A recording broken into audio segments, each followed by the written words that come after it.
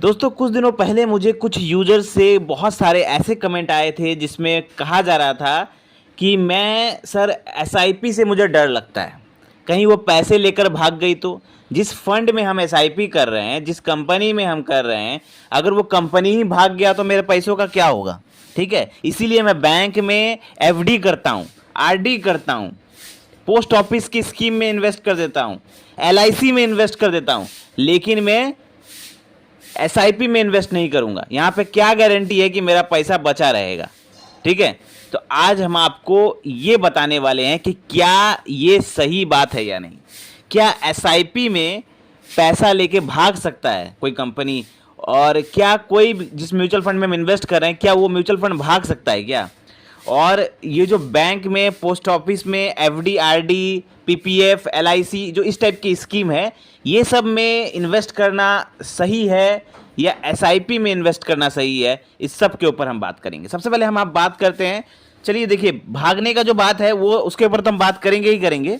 मैं आपको पहले रिटर्न की बात करता हूँ, उसके बाद मैं बात करूंगा कि ये भाग सकता है या नहीं। ठीक है, एक प्रैक्टिकल नॉलेज आपको दे दूंगा ताकि आप क्लियर हो जाएगा कि सच में ये भाग सकता है या नहीं। ठीक है, कहने वाले कहते हैं लेकिन एक बार बात करना जरूरी है। अब देखिए, चलिए पहले रिटर्न की बात करते हैं हम। तो अगर आप किसी भी बैंक में जाते हैं, किसी भी बड़े से बड़े बैंक में जाएंगे, आप स्टेट बैंक में ही जाइए, आप वहाँ पे एफडी करने का बात करिए कि मुझे एफडी करना है, फिक्स डिपॉजिट करना है, या मुझे आरडी करना है, रिकरिंग डिपॉजिट, जो हर महीना जमा होता है। एफडी मतलब एक बार में आप जमा कर देते हैं कुछ टाइम पीरियड के लिए। ठीक है, 10 साल, 15 साल, 20 साल ऐसे। तो आप बैंक में जाइए, एफडी करिए, आरडी करिए, या पीपीएफ, पीपीएफ भी एक स्कीम होता है, सरकारी स्कीम होता है, बैंक के थ्रू होता है। तो आप ये सब करिए और वहां पर पता करिए कि कितना रिटर्न मिलता है। ठीक है, तो मैं आपको गारंटी के साथ कह सकता हूं कि आप बड़े से बड़े बैंक में जाइए, अच्छे से अच्छे बैंक में जाइए, वहां पर आपको फिक्स डिपॉजिट या रिकरिंग डिपॉजिट, एफडी, आरडी पर आपको 6 से 7% से ज्यादा का रिटर्न नहीं मिलेगा। एनुअली रिटर्न की मैं बात कर रहा हूं, 6 से 7% से ज्यादा का एनुअली रिटर्न नहीं मिलेगा। चलिए, अगर आप सीनियर सिटीजन है तो हो सकता है आपको थोड़ा ज्यादा मिले, 7 से 8%, ज्यादा से ज्यादा, ये ज्यादा से ज्यादा मैं कह रहा हूं। ठीक है, दूसरा, एक एलआईसी अगर आप करते हैं, अगर आप एलआईसी में भी स्कीम में इन्वेस्ट करते हैं या पोस्ट ऑफिस में भी स्कीम में इन्वेस्ट करते हैं, तो वहां पर भी अगर आप रिटर्न कैलकुलेट करेंगे तो आपको वही रिटर्न, लगभग एफडी, आरडी का रिजल्ट का आसपास ही रिटर्न मिलेगा आपको, या उससे थोड़ा बहुत ज्यादा आसपास मिल सकता है, लेकिन लगभग आप पकड़ सकते हैं 7 से 8% से ज्यादा का रिटर्न वहां पर भी नहीं मिलेगा। चलिए, वहां पे अब हम बात करते हैं एसआईपी के रिटर्न की बात करता हूं। ठीक है, एसआईपी में आप सबको पता होता है, चाहे अगर आप लमसम भी कर रहे हैं, अगर आप किसी फंड में एक बार में इन्वेस्ट कर रहे हैं म्यूचुअल फंड में, या आप किसी फंड में एसआईपी कर रहे हैं यानी हर मंथ इन्वेस्ट कर रहे हैं, तो आप देखेंगे कि अगर आप किसी अच्छे फंड में इन्वेस्ट करते हैं, किसी भी अच्छे फंड में इन्वेस्ट करते हैं, वहां पे आपको आराम से 15 से 20% का रिटर्न मिल जाता है। बहुत सारे फंड ने रेगुलर 25 से 30% का रिटर्न भी बना के दिया है, सालों से बना के दिया है। मैं कुछ फंड के नाम भी बताऊंगा अभी, जिससे आप लोगों को पता चलेगा, और मैं एक आप लोगों को चैलेंज भी दूंगा ताकि आप लोग देख सके कि क्या होता है। ठीक है, तो म्यूचुअल फंड में आपको 15 से 20% का रिटर्न आराम से मिल जाता है लॉन्ग टर्म में, उससे ज्यादा भी मिलता है, 25 से 30% का रिटर्न भी मिलता है, लेकिन मैं मान के चलता हूं 15% का रिटर्न तो कहीं नहीं गया है। ठीक है, अगर आप अच्छे फंड में इन्वेस्ट करते हैं, थोड़ा भी अच्छे फंडामेंटली स्ट्रांग फंड में इन्वेस्ट करते हैं, मैं आपको फंड के नाम भी बता दूंगा एक दो ठो, तो उसमें अगर आप इन्वेस्ट करते हैं तो आप जानेंगे कि आप आराम से 15% का रिटर्न से ज्यादा आराम से बना लेंगे। ठीक है, दूसरा मैं बात करूं कि जो बैंक में जो आप एफडी करते हैं, आरडी करते हैं, जो आपको 7-8% का रिटर्न मिलता है।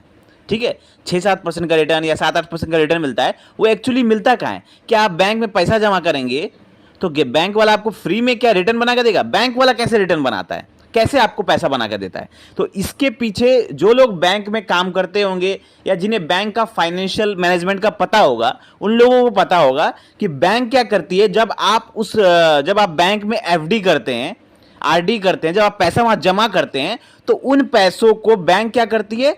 शेयर मार्केट में लगाती है, म्यूचुअल फंड में लगाती है, शेयर मार्केट में लगाती है, और वहां पर आप ही के पैसों को यूज कर, आप जो पैसा उसमें एफडी में इन्वेस्ट कर रहे हैं, आरडी में इन्वेस्ट कर रहे हैं, उन्हीं पैसों को यूज कर बैंक क्या करती है? शेयर मार्केट में 25, 30, 40, 50, 100% का रिटर्न बनाती है, और आपको उसमें से एनुअली 7-8% का एक गारंटी रिटर्न बना के देती है।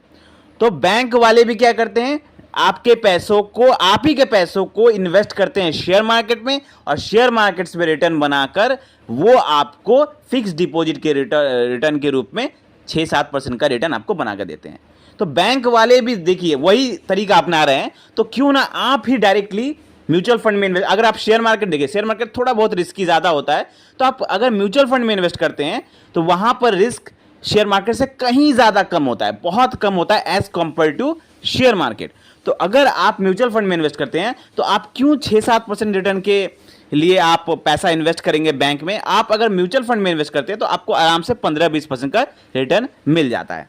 ठीक है, चलिए अब हम बात करते हैं कि क्या जो हम कह रहे हैं कि क्या एसआईपी जो हम लोग कर रहे हैं किसी फंड में, क्या वो डूब सकता है या कोई कंपनी भाग सकती है या नहीं। ठीक है, तो मैं आपको बताता हूं कि आप जब भी किसी म्यूचुअल फंड में इन्वेस्ट करने जाएंगे तो देखेंगे आप कि उनका जो फंड साइज होता है वो हज़ारों करोड़ों में होता है। जैसे किसी किसी फंड का आप देखेंगे 20,000 करोड़ है, क्वांट स्मॉल कैप फंड का आप देखेंगे 21-22 हज़ार करोड़ के आसपास का है, कनाडा रोबो को स्मॉल कैप फंड का बहुत अच्छा खासा, एसबीआई स्मॉल कैप का, मतलब आप फंड साइज देखेंगे तो हज़ारों करोड़ में। अगर सपोज करिए 20,000 करोड़ का फंड साइज है किसी फंड का, इतना बड़ा फंड साइज अगर कंपनी को भागना रहे, बहुत इतना आसान नहीं है। ठीक है, ऊपर से SEBI, security exchange board of India, उनके रेगुलेशन में होती है ये एएमएफआई, ठीक है, जो association of mutual fund India, उनको रेगुलेट करती है। तो इतना आसान नहीं होता, पहला चीज। दूसरा चीज, पैसा डूबने का जो खतरा आप कह रहे हैं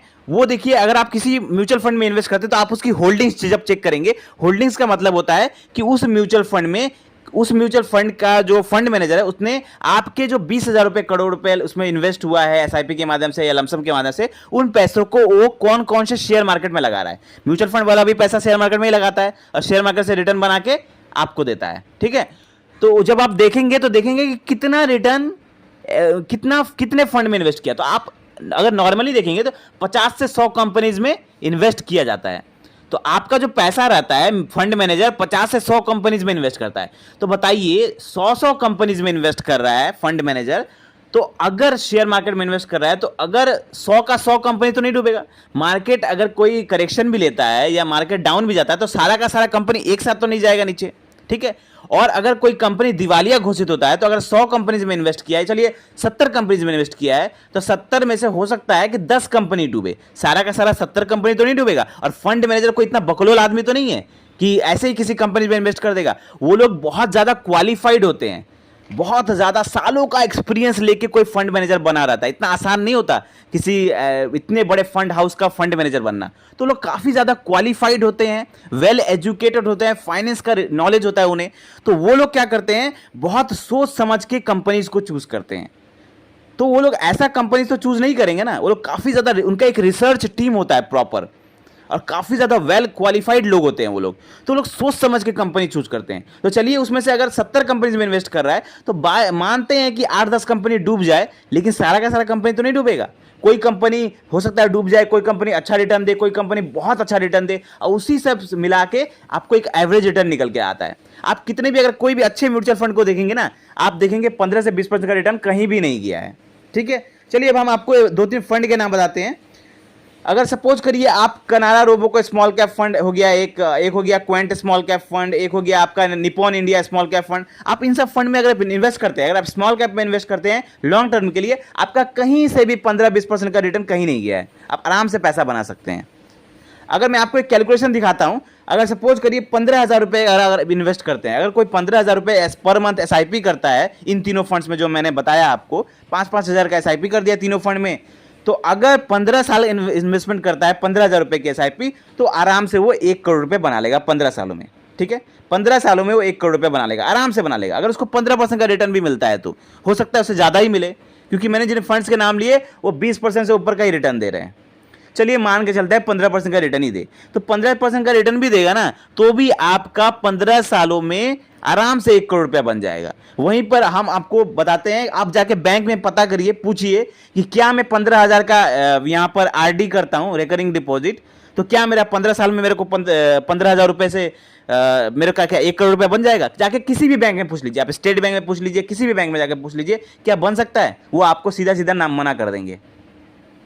तो 15,000, सोचिए ये पावर होती है म्यूचुअल फंड की। तो जो लोग कह रहे हैं कि म्यूचुअल फंड में पैसा डूब जाता है, बहुत गलत धारणा है। अगर आप लॉन्ग टर्म इन्वेस्टर हैं, आपका पैसा नहीं डूबता, अगर आप थोड़े भी अच्छे फंड में इन्वेस्ट करते हैं तो।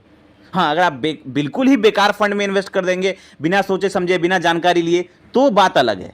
लेकिन अगर आप थोड़े से भी नॉलेज लेकर अगर फंड में इन्वेस्ट करते हैं, आपको 15-20% का रिटर्न कहीं नहीं गया है लॉन्ग टर्म में।